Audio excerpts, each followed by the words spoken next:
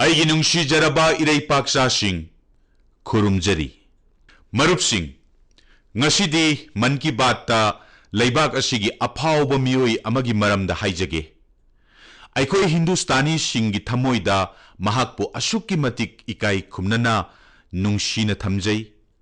ꯃꯍꯥꯛꯄꯨ ꯏꯀꯥꯏ ꯈꯨꯝꯅꯗꯕ ꯃꯤꯑꯣꯏ ꯑꯃꯠꯇ ꯂꯩꯕꯥꯛ ꯑꯁꯤꯗ ꯂꯩꯔꯝꯂꯣꯏ ꯆꯍꯤꯁꯨ ꯑꯍꯜ ꯑꯣꯏꯔꯕꯅꯤꯅ ꯂꯩꯕꯥꯛ ꯑꯁꯤꯒꯤ ꯊꯦꯡꯈꯥꯡ ꯀꯌꯥꯒꯤ ꯊꯧꯗꯣꯛ ꯀꯌꯥ मागी मिटमांग थोखिबनी अखोइन माबू इसे कौई इसे लता हंदकी सेप्टेंबर 19 असिदा चही 40 सूरे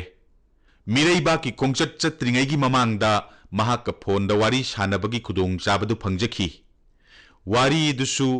मचेगा मौपागा यामना नुंगसीनना वारी सानबा दुनी अइना लनाई वारी सानबा सी अमुक्ता हाइदोकजदबनी अदुबु ngasiदी मयामसु इसे लतागी वासे ताहन्निंगी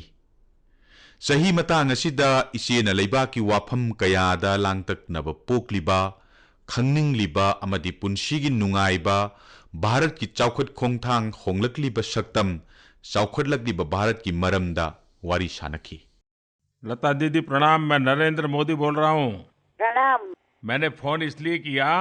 क्योंकि इस बार आपके जन्मदिन पर हाँ। मैं हवाई जहाज में ट्रैवलिंग कर रहा हूँ। अच्छा। तो मैंने सोचा जाने से पहले ही हाँ। आपको जन्मदिन की बहुत बहुत शुभकामनाएं, अग्रिम बधाई दे दूं। आपका स्वास्थ्य अच्छा रहे, आपका आशीर्वाद हम सभी पर बना रहे, बस यही प्रार्थना। और आपको प्रणाम करने के लिए मैंने अमेरिका जाने से पहले ही आपको फोन कर दिया। आपका फोन आएगा ये सुन के ही मैं बहुत ये हो गई थी। आप जाके कब वापस आएंगे? मेरा आना होगा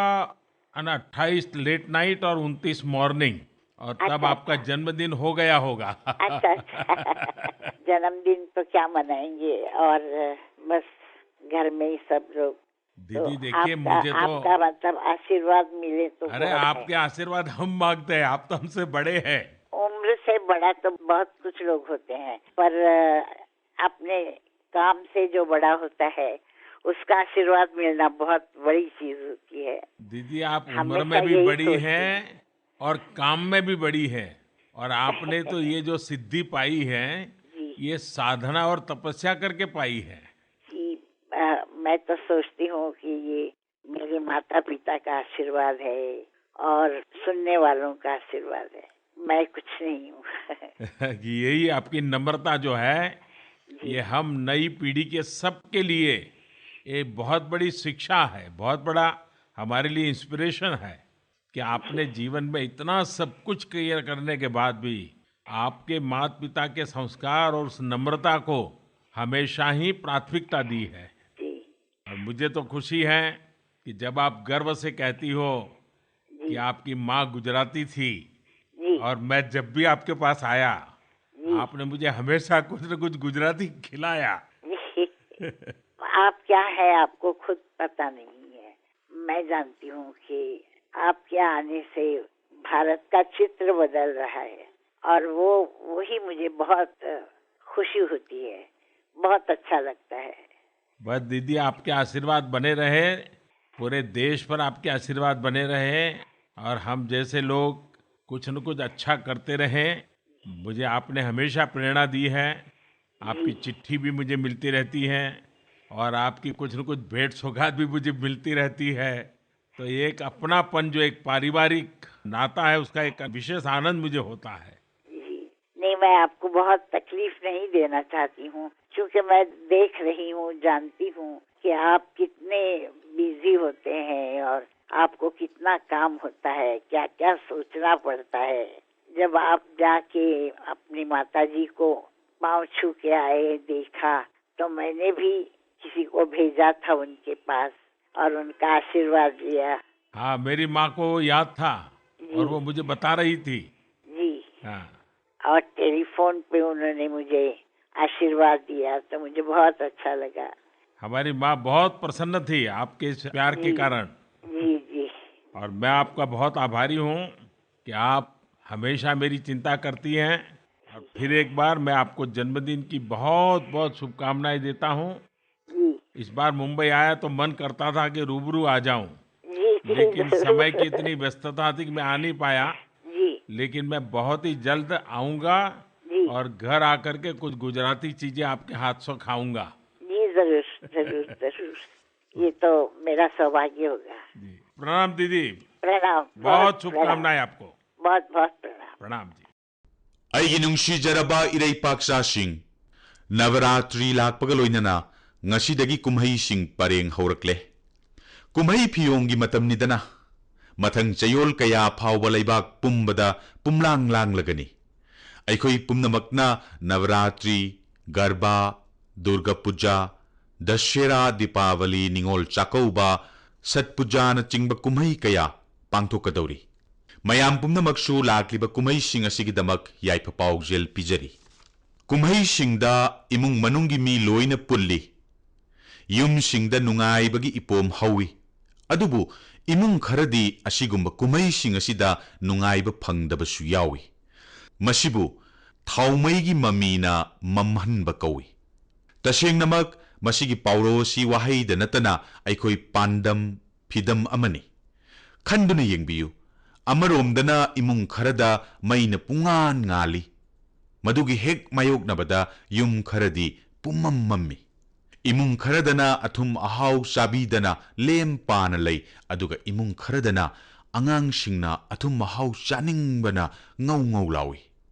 ꯏꯃꯨꯡ ꯈꯔꯗꯅ ꯐꯤꯅ ꯑꯜꯃꯥꯔꯤ ꯆꯟꯗꯅ ꯂꯩ, ꯑꯗꯨꯒ ꯈꯔꯗꯅ ꯃꯁꯥ ꯀꯨꯞꯅꯕ ꯐꯤ ꯃꯆꯦꯠ ꯑꯃ ꯐꯥꯎꯕ ꯂꯩꯇꯕ ꯌꯥꯎꯏ꯫ ꯃꯁꯤꯕꯨ ꯊꯥꯎꯃꯩꯒꯤ ꯃꯃꯤꯅ ꯃꯝꯍꯟꯕ ꯀꯧꯕ ꯌꯥꯏ꯫ ꯀꯨꯝꯍꯩꯁꯤꯡ ꯑꯁꯤꯒꯤ ꯑꯁꯦꯡꯕ ꯅꯨꯡꯉꯥꯏꯕꯗꯤ ꯑꯃꯝꯕ ꯃꯥꯡꯈꯤꯕ, ꯃꯉꯥꯜꯅ ꯄꯨꯡꯉꯥꯜ ꯉꯥꯟꯕ ꯑꯗꯨꯅꯤ꯫ ꯑꯋꯥꯠꯄ ꯂꯩꯕ ꯃꯐꯝꯗ ꯃꯗꯨꯕꯨ ꯀꯣꯛꯍꯟꯕ ꯍꯥꯏꯕꯁꯦ ꯑꯩꯈꯣꯏꯒꯤ ꯍꯩꯅꯕꯤ ꯑꯣꯏꯒꯗꯕꯅꯤ꯫ ꯑꯩꯈꯣꯏꯒꯤ ꯌꯨꯝꯗ ꯑꯊꯨꯝ ꯑꯍꯥꯎ, ꯐꯤꯔꯣꯜ, ꯈꯨꯗꯣꯜ ꯄꯣꯠ ꯃꯌꯥꯝ ꯂꯥꯛꯄ ꯃꯇꯝꯗꯨꯗ ꯃꯗꯨ ꯄꯤꯊꯣꯛꯅꯕꯒꯤ ꯋꯥꯈꯜꯁꯨ ꯄꯣꯛꯀꯗꯕꯅꯤ꯫ ꯑꯩꯈꯣꯏꯒꯤ ꯌꯨꯝꯗ ꯁꯤꯖꯤꯟꯅꯔꯣꯏꯗꯕ ꯍꯦꯜꯂꯕ ꯄꯣꯠ ꯑꯗꯨ ꯄꯤꯊꯣꯛꯅꯕꯒꯤ ꯊꯕꯛꯁꯨ ꯇꯧꯒꯗꯕꯅꯤ꯫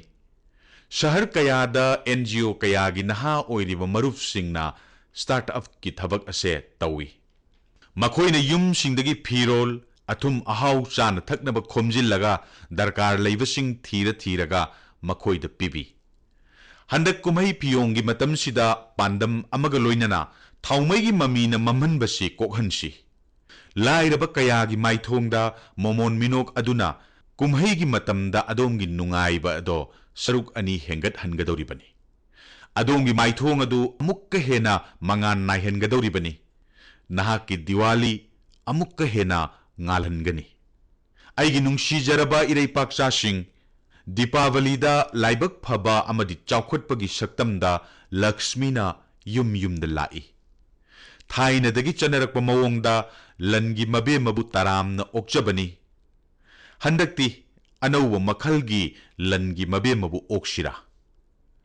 ꯑꯩꯈꯣꯏꯒꯤ ꯆꯠꯅꯂꯣꯟꯆꯠꯇ ꯏꯆꯥꯅꯨꯄꯤꯕꯨ ꯂꯛꯁꯃꯤꯅꯤ ꯍꯥꯏꯅ ꯈꯟꯅꯩ꯫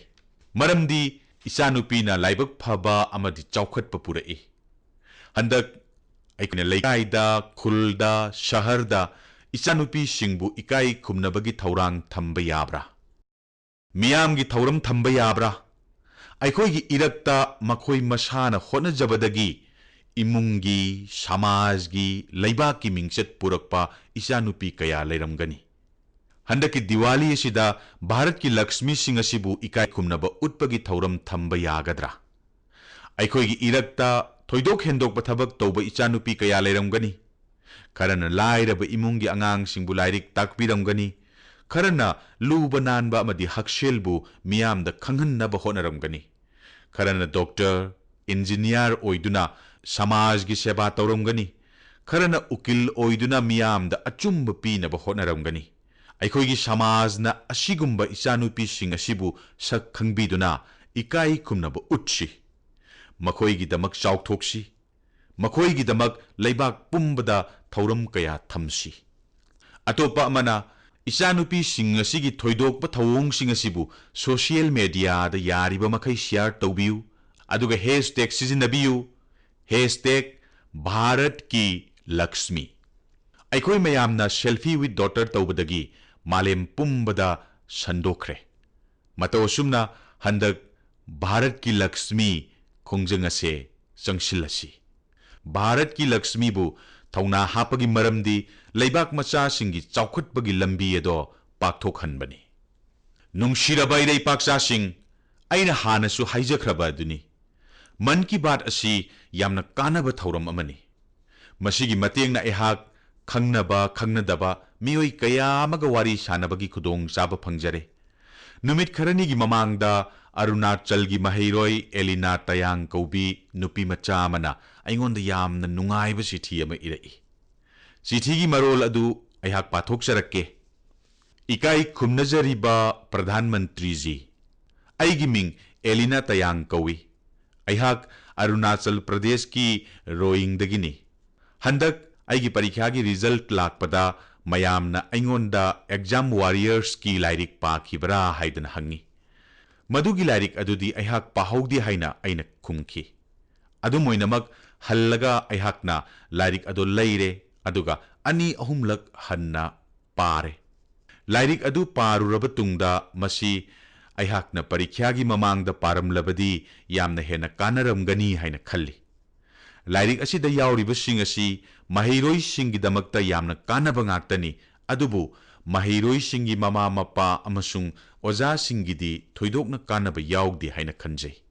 करिगुम्बा अदोमना लाइरिक असिगी अतोप एडिशन अमगिदमक थौरांग तौबीरबदी ममा मपा अमसुंग ओजासिंगी कानबा हिरम खरा सोइदन हापचिनबियु अमुक्ता येंगबियु अैखोइगी नहा ओइरिबा मरुफसिंग असे मखोइना लेबाक असिगी प्रधान सेवकपु थाजबा असे मखोइना खल्ली मंगोंदा हाइरबदी थबक असे सोइदना ओइथोकनी अैगी नौरिबा महैरोइ मरुफ अहानबदा चिठी इबिरकपगिदमक्ता थागतचरी एग्जाम वॉरियर्स पु अनि अहुमलक पाबीबगिदमकसु थागतचरी पारगा अवाटपा हाइबिरकपगिदमक्तासु हन्ना हन्ना थागतचरी नौरिबा मरुप असिना अैंगोंदा थबक अमा सिनबिरकली मसिदा अैहाकना हाइजनिंगबदी मयामना थेंगनबीबा स्ट्रेस फ्री एग्जाम गा मरी लेनबा वाफमसिंग अदु अैंगोंदा ताकपिरउ अैहाकना मयाम अदु नैनरब तुंगदा अैगी ओइबा लोनदा अमुक इथोकचरक्के मयामगी वाखलोन यामलिबा मखै अैगी अनौबा एडिशन अदो मपुंग फागदौरिबने मयामगी वाखलोन खौरांग ngaijari अरुणाचल की नौरिबा मरुपु अमुक हन्ना तौबिमल खंगबा उच्चरी नुंगशिरबा इरैपाकचा सिंग मयामना पाउचे अमसुंग टीवी की कुथांगदा प्रधानमंत्री की चिल्लबा थौरम सिंगी मतांगदा खंगबिरमगनी अदुबु अैहाकसु मयामगा चप मानबा मी अमनी हाइबसु खंगबिरमगनी मियामगी पुकनिंगदा करी करी खनबगे करंबा वाफमना मियामगी पुकनिंगदा अहोंगबा पुरकबगे हाइबदो अैहाक खंगजै मरमदी अैसु मियामगी मरक्तगिनी हंदकी यूएस ओपन दा माई पाकपगी वारी मरक्ता रनर अप ताकिबा दानियल मेडवेडेव की वारोल अदुसु मियामना ngangnaki सोशल मीडिया दा यामना थागनरकी मदुदा अैहाकसु स्पीच अदु ताखी अमसुंग मैच अदो येंखी सही कुनहुमदोई सूरबा दानियल मेडवेडेव की चमजबा अमसुंग मपुंग मरै फारबा मवोंग अदुदा मयामना थोइदोकना अपेनबा पोकनै वारोल अदुगी ngeihak mamangda mahak taraga mapalak thoiraklabani aduga handakna grand slam mai paklaba tennis ki saknairaba Rafael Nadal gi khutta final da poki tanja asida atopa kanama oiragadi ningba kaibana ungduna leiragadabani adubu mahakti ungduna leikide loinana mahakki wafamna miyamgi maithongdasu momon minok uba phangki mahaki nolukpa samjaba amasung sanaroi ama oibagi thongna amasung wakhalon aduna miyamgi pukning huki Daniel na mai paklaba Nadal busu yamna thagatki Nadal na nahala kaya bu tennis sana ningbagi ithil pi haina mahakna phongdoki loinana mahaka sanaba haibase araiba natti haina su haiki amarom da mai paklaba Nadal na su Daniel bu yamna thagatki match amana अपोबा अमगी थौना अमसुंग अथोइबगी नोलुकपा अनिमक तमजनिंगाइनी करिगुम्बा दोमना डेनिल मेडवेडेव की वारोल असि ताबिरम लगदी मरुइना नहासिंग महाकी वीडियो अदु सोइदना येंगबियु सही कांगलुप खुदिंगमक की मियोइसिंगना तमजबा याबा वाफम यामना यावबनी ꯑꯊꯣꯏꯕ ꯑꯃꯁꯨꯡ ꯄꯣꯕ ꯍꯥꯏꯕꯒꯤ ꯋꯥꯐꯝ ꯑꯃꯠꯇ ꯂꯩꯇꯦ꯫ ꯃꯁꯤꯒ ꯃꯔꯤ ꯂꯩꯅꯅ ꯑꯩꯈꯣꯏꯒꯤ ꯁꯥꯁꯇ꯭ꯔꯗ ꯑꯁꯨꯝꯅ ꯏꯕꯤꯔꯝꯃꯤ, ꯀꯔꯤꯒꯨꯝꯕ ꯃꯤꯑꯣꯏ ꯑꯃ ꯊꯣꯏꯗꯣꯛꯅ ꯃꯇꯤꯛ ꯆꯥꯕꯒ ꯂꯣꯏꯅꯅ ꯃꯉꯣꯟꯗ ꯅꯣꯂꯨꯛꯄ ꯍꯥꯏꯕꯗꯨꯁꯨ ꯌꯥꯎꯔꯕꯗꯤ ꯃꯍꯥꯛꯅ ꯃꯤꯑꯣꯏ ꯈꯨꯗꯤꯡꯃꯛꯀꯤ ꯄꯨꯛꯅꯤꯡ ꯍꯨꯕ ꯉꯝꯒꯅꯤ꯫ ꯇꯁꯦꯡꯅ ꯍꯥꯏꯔꯕꯗ ꯅꯍꯥ ꯑꯁꯤꯅ ꯄꯨꯛꯅꯤꯡ ꯍꯨꯗꯕ ꯃꯤꯑꯣꯏ ꯑꯃꯠꯇ ꯌꯥꯎꯗ꯭ꯔꯦ꯫ ꯅꯨꯡꯁꯤꯔꯕ ꯏꯔꯩꯄꯥꯛꯆꯥꯁꯤꯡ, ꯃꯔꯨꯑꯣꯏꯅ ꯅꯍꯥꯁꯤꯡ, ꯑꯩꯍꯥꯛꯅ ꯍꯥꯏꯒꯗꯧꯔꯤꯕ ꯋꯥꯐꯝ ꯑꯁꯤ ꯅꯈꯣꯏꯒꯤ ꯌꯥꯝꯅ ꯀꯥꯟꯅꯔꯕ ꯋꯥꯐꯝꯅꯤ꯫ ꯑꯄꯥꯝꯕ ꯄꯥꯝꯗꯕ ꯍꯥꯏꯕꯁꯤ ꯃꯇꯝ ꯈꯨꯗꯤꯡꯃꯛꯇ ꯂꯩꯔꯒꯗꯕꯅꯤ, ꯑꯗꯨꯕꯨ ꯋꯥꯐꯝ ꯈꯔ ꯑꯃꯗꯤ ꯍꯦꯟꯒꯠꯂꯛꯇ꯭ꯔꯤꯉꯩꯗ ꯊꯤꯡꯍꯧꯔꯒꯗꯤ ꯊꯣꯏꯗꯣꯛꯅ ꯀꯥꯟꯅꯕ ꯂꯩ꯫ ꯑꯩꯍꯥꯛꯅ ꯃꯔꯨꯑꯣꯏꯅ ꯅꯍꯥꯁꯤꯡꯗ ꯍꯥꯏꯅꯤꯡꯂꯤꯕꯁꯤ, ꯍꯤꯗꯥꯛ ꯃꯅꯥ ꯑꯁꯤ ꯌꯥꯝꯅ ꯐꯠꯇꯦ, ꯑꯗꯨꯕꯨ ꯃꯁꯦ ꯍꯩꯅꯈ꯭ꯔꯕꯗꯤ ꯊꯥꯗꯣꯛꯄꯁꯨ ꯌꯥꯝꯅ ꯋꯥꯏ꯫ ꯍꯤꯗꯥꯛ ꯃꯅꯥ ꯁꯤꯖꯤꯟꯅꯕ ꯃꯤꯑꯣꯏꯁꯤꯡꯗ ꯀꯦꯟꯁꯔ, ꯗꯥꯏꯕꯦꯇꯤꯁ, ꯕ꯭ꯂꯗ ꯄ꯭ꯔꯦꯁꯔꯅꯆꯤꯡꯕ ꯈꯨꯗꯣꯡꯊꯤꯕ ꯀꯌꯥ ꯂꯥꯛꯏ꯫ ꯍꯤꯗꯥꯛ ꯃꯅꯥꯗ ꯌꯥꯎꯕ ꯅꯤꯀꯣꯇꯤꯟ ꯑꯁꯤꯅ ꯅꯍꯥꯁꯤꯡꯒꯤ ꯄꯨꯟꯁꯤꯗ ꯋꯥꯈꯜ ꯈꯟꯕ ꯉꯝꯕꯒꯤ ꯆꯥꯡ ꯍꯟꯊꯔꯛꯏ꯫ ꯋꯥꯐꯝ ꯑꯁꯤ ꯀꯌꯥꯔꯛ ꯅꯩꯅꯗꯨꯅ ꯂꯥꯛꯂꯤ꯫ ꯉꯁꯤꯗꯤ ꯃꯁꯤ ꯅꯠꯇꯕ ꯑꯇꯣꯞꯄ ꯍꯤꯔꯝ ꯑꯃ ꯑꯃꯨꯛ ꯈꯟꯅꯅꯤꯡꯏ꯫ ꯍꯟꯗꯛꯇ ꯏ-ꯁꯤꯒꯔꯦꯠꯇꯁꯨ ꯑꯊꯤꯡꯕ ꯊꯝꯂꯦ ꯍꯥꯏꯕ ꯃꯌꯥꯝ ꯈꯪꯕꯤꯔꯝꯂꯒꯅꯤ꯫ ꯆꯨꯝꯅꯒꯤ ꯆꯨꯔꯨꯞꯀ ꯃꯥꯟꯅꯗꯕ ꯏ-ꯁꯤꯒꯔꯦꯠ ꯍꯥꯏꯕꯁꯤ ꯏꯂꯦꯛꯇ꯭ꯔꯣꯅꯤꯛꯀꯤ ꯈꯨꯠꯂꯥꯏ ꯑꯃꯅꯤ꯫ ꯏ-ꯁꯤꯒꯔꯦꯠꯇ ꯅꯤꯀꯣꯇꯤꯟ ꯌꯥꯎꯕ ꯄꯣꯠ ꯑꯃ ꯁꯥꯒꯠꯍꯜꯂꯒ ꯃꯈꯜ ꯑꯃꯒꯤ ꯀꯦꯃꯤꯀꯦꯜꯒꯤ ꯃꯩꯈꯨ ꯊꯣꯛꯍꯜꯂꯤ꯫ ꯑꯇꯩ ꯆꯨꯔꯨꯞꯀꯨꯝꯅ ꯃꯅꯝ ꯅꯝꯊꯤꯗꯅꯕ ꯃꯅꯝ ꯅꯨꯡꯁꯤꯕ ꯀꯦꯃꯤꯀꯦꯜ ꯑꯃ ꯍꯥꯞꯄꯤ꯫ ꯑꯩꯈꯣꯏꯅ ꯎꯔꯤ ꯇꯥꯔꯤ, ꯌꯨꯝ ꯑꯃꯗ ꯃꯄꯥꯗꯨꯅ ꯆꯦꯟ ꯁ꯭ꯃꯣꯀꯔ ꯑꯣꯏꯖꯔꯕꯁꯨ ꯏꯃꯨꯡꯒꯤ ꯑꯇꯣꯞꯄ ꯃꯤꯑꯣꯏꯗꯗꯤ ꯁꯤꯖꯤꯟꯅꯗꯅꯕ ꯉꯥꯡꯏ꯫ ꯆꯨꯔꯨꯞꯀꯤ ꯃꯥꯡꯖꯕ ꯃꯤꯌꯥꯝ ꯄꯨꯝꯕꯅ ꯈꯪꯏ, ꯑꯗꯨꯕꯨ ꯏ-ꯁꯤꯒꯔꯦꯠꯀꯤ ꯃꯔꯝꯗꯗꯤ ꯃꯤꯌꯥꯝꯅ ꯀꯌꯥ ꯈꯪꯗꯦ꯫ ꯏ-ꯁꯤꯒꯔꯦꯠ ꯑꯁꯤ ꯈꯪꯅꯤꯡꯕꯗꯒꯤ ꯌꯨꯝꯗ ꯄꯨꯅꯔꯛꯄꯁꯨ ꯌꯥꯎꯏ꯫ ꯑꯉꯥꯡ ꯃꯁꯦꯜ ꯑꯃꯒ ꯑꯃꯒ ꯎꯠꯅꯩ, ꯏꯃꯨꯡꯗ ꯃꯃꯥ ꯃꯄꯥꯒꯤ ꯃꯃꯥꯡꯗꯁꯨ ꯎꯠꯂꯛꯏ꯫ ꯌꯦꯡꯉꯨ, ꯑꯅꯧꯕ ꯑꯃ ꯎꯠꯀꯦ, ꯑꯩꯒꯤ ꯆꯤꯟꯗꯒꯤ ꯃꯩꯈꯨ ꯊꯣꯛꯍꯜꯂꯛꯀꯦ ꯍꯥꯏꯅ ꯍꯥꯏꯅꯩ꯫ ꯃꯩ ꯆꯝꯗꯅ ꯃꯩꯈꯨ ꯊꯣꯛꯍꯟꯕ ꯉꯝꯃꯦ ꯍꯥꯏꯅ ꯃꯌꯥꯝ ꯈꯨꯕꯥꯛ ꯈꯨꯏ꯫ ꯑꯃꯨꯛ ꯍꯩꯅꯈ꯭ꯔꯕꯗꯤ ꯅꯍꯥꯁꯤꯡ ꯑꯁꯤ ꯃꯁꯤꯒꯤ ꯂꯥꯡꯗ ꯊꯨꯈꯤ꯫ ꯃꯁꯤ ꯐꯠꯇꯕꯅꯤ ꯍꯥꯏꯕꯁꯦ ꯀꯅꯥꯃꯠꯇꯅ ꯈꯜꯂꯨꯗꯦ꯫ ꯇꯁꯦꯡꯕꯗꯤ ꯏ-ꯁꯤꯒꯔꯦꯠ ꯑꯁꯤꯗ ꯍꯛꯆꯥꯡ ꯁꯣꯛꯍꯟꯕ ꯀꯦꯃꯤꯀꯦꯜ ꯌꯥꯟꯁꯤꯜꯂꯤ꯫ ꯃꯁꯤꯅ ꯍꯛꯆꯥꯡ ꯌꯥꯝꯅ ꯁꯣꯛꯍꯜꯂꯤ꯫ ꯃꯤ ꯑꯃꯅ ꯆꯨꯔꯨꯞ ꯊꯛꯄ ꯃꯇꯝꯗ ꯑꯩꯈꯣꯏꯅ ꯃꯅꯝꯗꯒꯤ ꯍꯦꯛꯇ ꯈꯪꯏ, ꯃꯥꯒꯤ ꯐꯨꯔꯤꯈꯥꯎꯗ ꯌꯥꯎꯕ ꯐꯥꯎꯕ ꯃꯅꯝꯗꯒꯤ ꯈꯪꯕ ꯉꯝꯃꯤ꯫ ꯑꯗꯨꯕꯨ ꯏ-ꯁꯤꯒꯔꯦꯠꯇꯤ ꯃꯁꯤꯒ ꯃꯥꯟꯅꯗꯦ꯫ ꯑꯗꯨꯅ ꯅꯍꯥꯁꯤꯡ ꯑꯁꯤꯅ ꯐꯦꯁꯟꯒꯤ ꯃꯑꯣꯡꯗ ꯂꯥꯏꯔꯤꯛ ꯃꯔꯛꯇ, ꯑꯣꯐꯤꯁꯇ ꯅꯠꯇ꯭ꯔꯒꯅ ꯐꯨꯔꯤꯠꯈꯥꯎꯗ ꯍꯥꯞꯄꯤ, ꯀꯔꯤꯒꯨꯝꯕꯗ ꯈꯨꯠꯅ ꯄꯥꯏꯔꯒ ꯆꯠꯂꯤ꯫ ꯅꯍꯥꯁꯤꯡ ꯑꯁꯤ ꯂꯩꯕꯥꯛ ꯑꯁꯤꯒꯤ ꯇꯨꯡꯒꯤ ꯌꯨꯝꯕꯤꯅꯤ꯫ ꯃꯈꯣꯏꯅ ꯃꯁꯤꯗ ꯍꯩꯅꯈ꯭ꯔꯕꯗꯤ ꯂꯩꯕꯥꯛ ꯑꯁꯦ ꯃꯥꯡꯕ ꯇꯥꯔꯦ ꯈꯟꯕꯗꯩ ꯏ-ꯁꯤꯒꯔꯦꯠ ꯑꯁꯤꯗ ꯑꯊꯤꯡꯕ ꯊꯝꯂꯦ꯫ ꯑꯩꯍꯥꯛꯅ ꯃꯌꯥꯝꯗ ꯍꯥꯏꯖꯅꯤꯡꯕꯗꯤ, ꯍꯤꯗꯥꯛ ꯃꯅꯥ ꯁꯤꯖꯤꯟꯅꯒꯨꯝꯁꯤ, ꯏ-ꯁꯤꯒꯔꯦꯠꯀꯤ ꯃꯔꯝꯗ ꯑꯔꯥꯟꯕ ꯋꯥꯐꯝ ꯊꯥꯖꯔꯣꯏꯁꯤ, ꯑꯩꯈꯣꯏ ꯃꯌꯥꯝ ꯄꯨꯜꯂꯒ ꯃꯁꯥ ꯃꯎ ꯐꯕ ꯚꯥꯔꯠ ꯑꯃ ꯁꯦꯝꯂꯁꯤ꯫ ꯍꯣꯏ, ꯃꯌꯥꯝ ꯐꯤꯠ ꯏꯟꯗꯤꯌꯥꯗꯤ ꯅꯤꯡꯁꯤꯡꯂꯤꯀꯣ? ꯐꯤꯠ ꯏꯟꯗꯤꯌꯥ ꯍꯥꯏꯕꯒꯤ ꯋꯥꯍꯟꯊꯣꯛ ꯑꯌꯨꯛ ꯅꯨꯃꯤꯗꯥꯡ ꯋꯥꯏꯔꯝꯗ ꯄꯨꯡ 2-2 ꯖꯤꯝꯗ ꯆꯠꯄ ꯍꯥꯏꯕ ꯅꯠꯇꯦ꯫ ꯐꯤꯠ ꯏꯟꯗꯤꯌꯥꯒꯤꯗꯃꯛ ꯃꯁꯤꯗꯒꯤꯁꯨ ꯂꯥꯞꯊꯣꯛꯀꯗꯕꯅꯤ꯫ ꯑꯩꯒꯤ ꯋꯥꯐꯝ ꯑꯁꯤ ꯂꯥꯟꯅ ꯂꯧꯔꯣꯏ ꯍꯥꯏꯕ ꯑꯩꯅ ꯊꯥꯖꯩ꯫ ꯋꯥꯐꯝ ꯑꯁꯤ ꯁꯣꯏꯗꯅ ꯅꯨꯡꯉꯥꯏꯒꯅꯤ꯫ ꯅꯨꯡꯁꯤꯔꯕ ꯏꯆꯤꯜ ꯏꯅꯥꯎꯁꯤꯡ, ꯑꯩꯈꯣꯏꯅ ꯌꯥꯝꯅ ꯍꯦꯟꯅ ꯂꯥꯏꯕꯛ ꯐꯔꯤꯕ ꯋꯥꯐꯝꯗꯤ ꯑꯩꯈꯣꯏꯒꯤ ꯂꯩꯕꯥꯛ ꯑꯁꯤꯗ ꯃꯁꯥꯒꯤ ꯑꯣꯏꯖꯕ ꯊꯤꯗꯅ ꯑꯇꯣꯞꯄꯒꯤ ꯌꯥꯏꯐꯅꯕ ꯍꯣꯠꯅꯕꯗ ꯄꯨꯟꯁꯤ ꯂꯣꯝꯈꯤꯕ ꯑꯊꯣꯏꯕ ꯃꯤꯑꯣꯏ ꯀꯌꯥ ꯑꯃ ꯄꯣꯛꯈꯤ꯫ ꯑꯩꯈꯣꯏꯒꯤ ꯚꯥꯔꯠ ꯃꯥꯇꯥ ꯑꯁꯤꯗ ꯑꯊꯣꯏꯕ ꯃꯤꯑꯣꯏ ꯀꯌꯥ ꯄꯣꯛꯈꯤ꯫ ꯑꯗꯨꯒꯨꯝꯕ ꯑꯊꯣꯏꯕꯁꯤꯡ ꯑꯗꯨꯒꯤ ꯃꯔꯛꯇꯒꯤ ꯃꯤꯑꯣꯏ ꯑꯃ ꯑꯣꯛꯇꯣꯕꯔ 19ꯗ ꯚꯦꯇꯤꯀꯥꯟ ꯁꯤꯇꯤꯗ ꯏꯀꯥꯏ ꯈꯨꯝꯅꯕ ꯎꯠꯀꯗꯧꯔꯤ꯫ ꯃꯁꯤ ꯚꯥꯔꯠꯕꯥꯁꯤ ꯈꯨꯗꯤꯡꯃꯛꯀꯤ ꯆꯥꯎꯊꯣꯛꯆꯅꯤꯡꯉꯥꯏ ꯑꯣꯏꯕ ꯋꯥꯐꯝꯅꯤ꯫ ꯄꯣꯞ ꯐ꯭ꯔꯥꯟꯁꯤꯁꯅ ꯑꯣꯛꯇꯣꯕꯔ 19ꯗ ꯃꯥꯔꯤꯌꯝ ꯊ꯭ꯔꯦꯁꯤꯌꯥꯕꯨ ꯁꯦꯟꯠꯅꯤ ꯍꯥꯏꯅ ꯂꯥꯎꯊꯣꯛꯀꯅꯤ꯫ ꯁꯤꯁꯇꯔ ꯃꯥꯔꯤꯌꯝ ꯊ꯭ꯔꯦꯁꯤꯌꯥꯅ ꯃꯍꯥꯛꯀꯤ ꯆꯍꯤ 50ꯒꯤ ꯇꯦꯜꯂꯕ ꯄꯨꯟꯁꯤ ꯈꯣꯡꯆꯠ ꯑꯁꯤꯗ ꯃꯤꯑꯣꯏꯕ ꯀꯥꯡꯂꯨꯞꯀꯤ ꯌꯥꯏꯐꯅꯕꯒꯤꯗꯃꯛꯇ ꯍꯣꯠꯅꯔꯤꯕꯁꯤꯡ ꯑꯗꯣ ꯃꯥꯂꯦꯝ ꯄꯨꯝꯕꯒꯤ ꯑꯣꯏꯅ ꯃꯌꯦꯛ ꯂꯥꯔꯕ ꯈꯨꯗꯝ ꯑꯣꯏꯈꯤ꯫ ꯁꯃꯥꯖ ꯁꯦꯕꯥ ꯑꯃꯁꯨꯡ ꯃꯍꯩ ꯃꯁꯤꯡꯒꯤ ꯂꯝꯗ ꯃꯍꯥꯛ ꯊꯣꯏꯗꯣꯛꯅ ꯄꯨꯛꯅꯤꯡ ꯆꯪꯈꯤ꯫ ꯃꯍꯥꯛꯅ ꯁ꯭ꯀꯨꯜ, ꯍꯣꯁꯇꯦꯜ ꯑꯃꯁꯨꯡ ꯑꯣꯔꯐꯥꯅꯦꯖ ꯁꯥꯕꯗ ꯄꯨꯟꯁꯤ ꯂꯦꯟꯈꯤ꯫ ꯃꯍꯥꯛꯅ congregation of the sisters of the holy family ꯂꯤꯡꯈꯠꯈꯤ꯫ संस्थान असिना महाकी वाखलोन अमसुंग खोंजंगसिंग माई पाकना चथरी अयहाकना सिस्टर मारियम थ्रेसियाबु अमुक्का हन्ना खुरुमजरी अमसुंग भारत की मियाम मरुओइना क्रिस्टियन इसिन इनाउसिंगदा सिस्टर मारियम की मिंगथोन फंगदौरिबा सिगिदमक याइफा पाउजेल पिजरी नुंगशिरबा इरैपाक्सासिंग Bharat नत्तना मालेम पुंबगी ओइना चाउथोकचनिंगाई ओइबा वाफम अमदी ngasi aikoina Gandhi chama yankai pangthokadori masiga loinana ireipak cha karor chama kunthra single use plastic sizinaba toklagani haina wasakle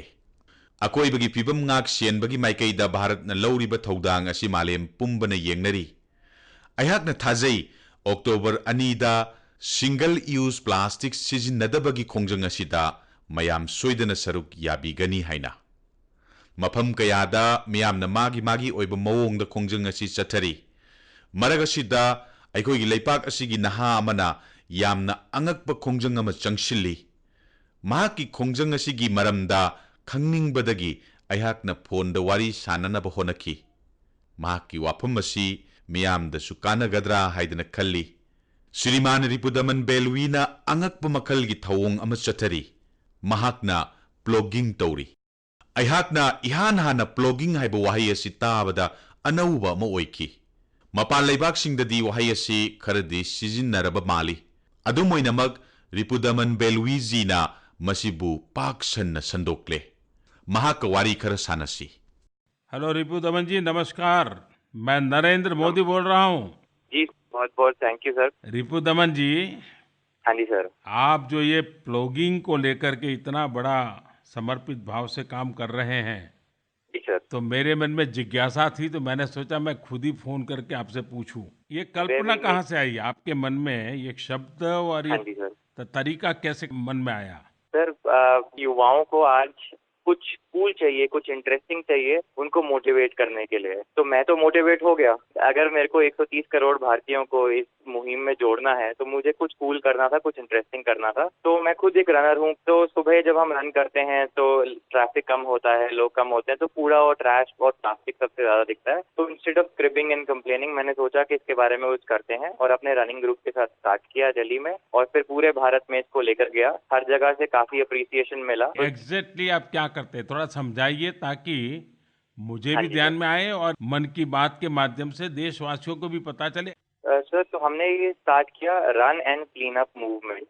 जहाँ पे हम running groups को उनके वर्कआउट के बाद उनकी कूल डाउन एक्टिविटी में हमने बोला आप कूड़ा उठाना स्टार्ट करो, अपना प्लास्टिक उठाना स्टार्ट करो। तो आप रनिंग कर रहे हो, आप क्लीनिंग अप कर रहे हो, सडनली बहुत सारी एक्सरसाइज ऐड हो रही है। तो आप जस्ट रनिंग नहीं कर रहे हो, अब आप स्क्वाट्स कर रहे हो, डीप स्क्वाट्स कर रहे हो, लंजेस कर रहे हो, आप फॉरवर्ड बेंच कर रहे हो। तो वो एक होलिस्टिक वर्कआउट हो गया। और आपको जान के खुशी होगी कि पिछले साल काफी सारी फिटनेस मैगजीन्स ने इंडिया का टॉप फिटनेस ट्रेंड इसको नॉमिनेट किया या इस फिल्म तो को। आपको बधाई है इस बात के लिए। धन्यवाद सर। तो अभी आपने 5 सितंबर से कोची से शुरू किया है। जी सर, इस मिशन का नाम है RLAN run to make India litter free. जैसे आपने अक्टूबर 2 को एक हिस्टोरिक वर्डिक्ट देना है, एंड आई एम श्योर कूड़ा मुक्त होगा तो प्लास्टिक मुक्त भी होगा, एंड वो एक इंडिविजुअल रिस्पॉन्सिबिलिटी आएगी। और तुम I am running and cleaning up 1000 kilometre covering 50 cities. तो सबने बताया कि शायद दुनिया की लॉन्गेस्ट क्लीन अप ड्राइव होगी। और इसके साथ साथ हम एक बहुत ही cool sir social media hashtag use किया है हमने, हैशटैग प्लास्टिक उपवास, जहाँ पे हम लोगों को बोल रहे हैं कि आप हमें बताइए तो आप कौन सी एक सिंगल चीज है, single use anything, not just single use plastic but single use anything, जो आप कंप्लीटली अपनी लाइफ से हटा देंगे। वाह, आप तो 5 सितंबर से निकले हो, जी तो सर। क्या अनुभव है अब तक का आपका? सर अभी तक तो बहुत अच्छा अनुभव रहा है। पिछले 2 साल में भी हमने 300 के आसपास प्लॉगिंग ड्राइव्स की हैं all over India.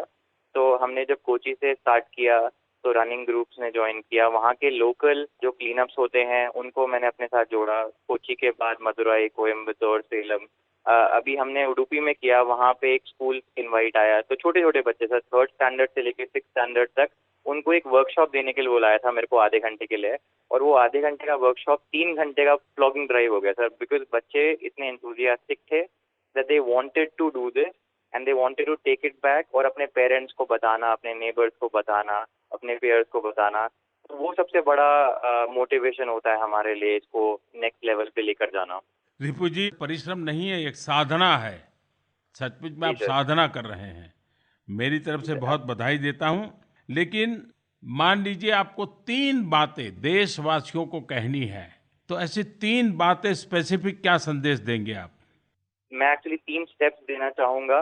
To a litter free India, to a कूड़ा मुक्त भारत। स्टेप नंबर 1, कूड़ा कूड़ेदान में डालें सिर्फ। स्टेप नंबर 2, कोई भी आपको कूड़ा दिखता है जमीन पे उसको उठाएं और कूड़ेदान में डालें। स्टेप नंबर 3, अगर कूड़ादान नहीं दिखता है अपनी जेब में रखें, अपनी गाड़ी में रखें, घर लेकर जाएं, सेग्रीगेट करें into dry and wet waste और सुबह म्युनिसिपैलिटी की गाड़ी आएगी उनको दे दें। अगर हम ये 3 स्टेप्स फॉलो करेंगे, we will see a litter free India, हमें कूड़ा मुक्त भारत मिलेगा। देखिए रिपु जी,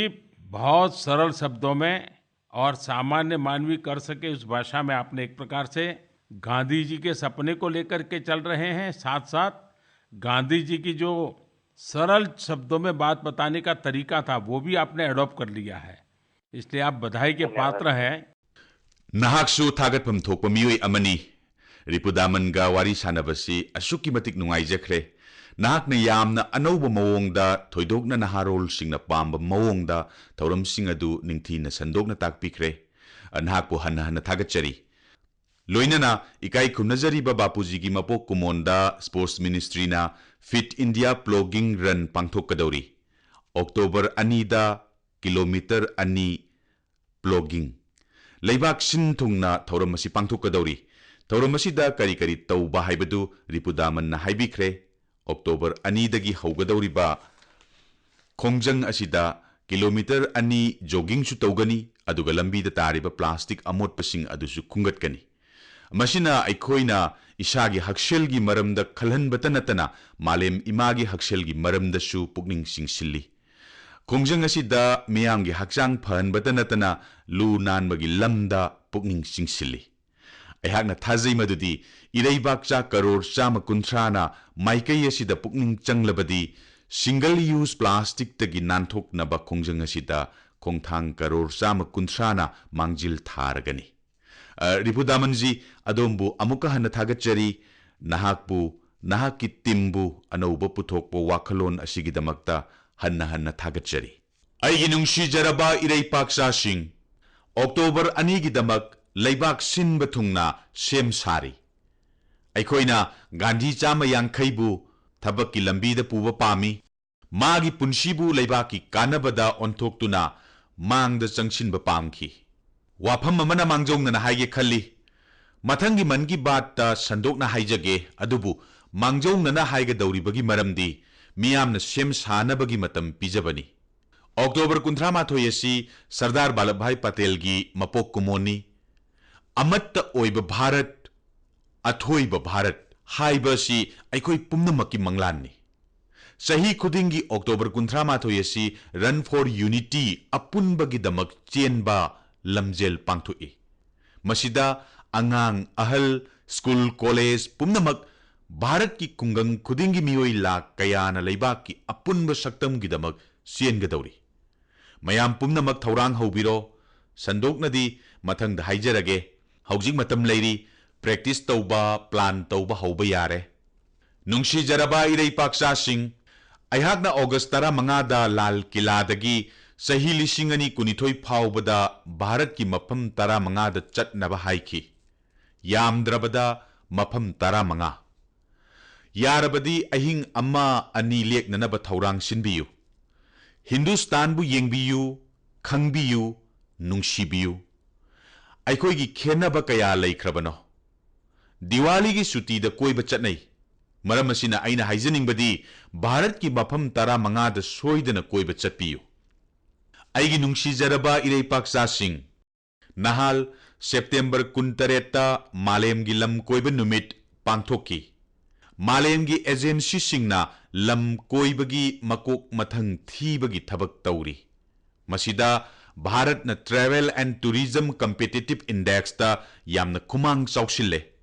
मसी मयामगी मतेंगदगी ओइखिबनी थोइदोकना लम कोइबगी मगुन खंगबदगिनी लू नानबगी खोंजंगनसु मसिदा मतेंग यामना पांगी कयाम हेनगतलगे हाइबदु खंगबदा नहाकना सोइदना नुंगाइगनी अखोई 53 सुबा रैंक लेरे चही मंगागी ममांगददी 65 सुबा रैंक लेरमी नाकल अमरोमदा यामना चावना चोंगलबनी अखोइना अमुक्ता हेन होटनरबदी निंखा तंबगी चही 65 सुरकपदा लम कोइबगी लमदा भारत अशी मालेमगी मरुओइबा मफमसिंगी मनुंग चल्लगनी आइगी नुंगसीजरबा इरैपाक्सा सिंह मयाम पुम्नमकपु खेनबना थल्लबा भारत की तोंगान तोंगानबा कुमैसिंगीदमक याइफा पाउजेल पिजरी अदुबु दिवाली की मतमदा बुम्बुलाना चिंगबदगी मैहौ लांगपोक थोक्तनबा चेक्सिनबियु मसिगीदमक लौबा याबा ngaksel थौरांग लौखटपियु नुंगाइबा फोंदोकदबनी अखोइगी कुमैसिंग असिदा अपुनबगी लैनम चेली अपुनबगी चनलोनचत याउरी अपुनबगी पुनसीदा अनौबा थौना तौबा ngambagi शक्ति याउरी मधु फंगहन्नबगी लंबीदी कुमै फियोंगनी लागलो अखोइ मयाम पुंदुना नुंगाइना अनौबा थौनागा लोइनना अनौबा मंगलान अनौबा वासक्का लोइनना कुमैसिंग असि पांथोक्सी अमुक्का हन्ना मयामबु याइफा पाउजेल पिजरी थागतचरी।